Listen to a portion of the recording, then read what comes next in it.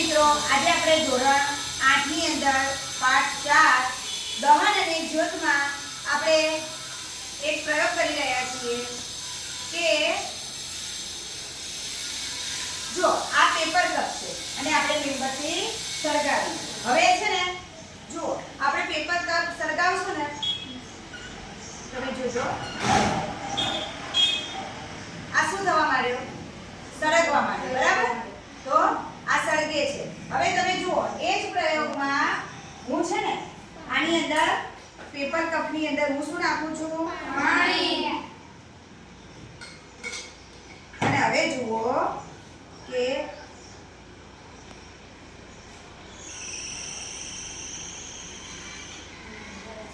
સળગે છે?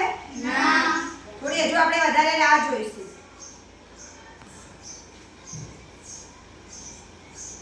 તમને ખબર છે કે કાગળ પ્લાસ્ટિક એ ઉષ્માનું સુવાહક છે, બરાબર? છતાં પણ આ કેમ નથી સળગતું?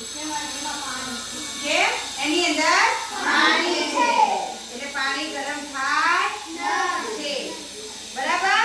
એટલે આપણે આ પ્રયોગ દ્વારા શું શીખ્યા કે જ્યારે કાગળ એકલો હતો ત્યારે સળગી જતો હતો, કારણ કે શું હતું? એ ઉષ્માનો સુવાહક હતો.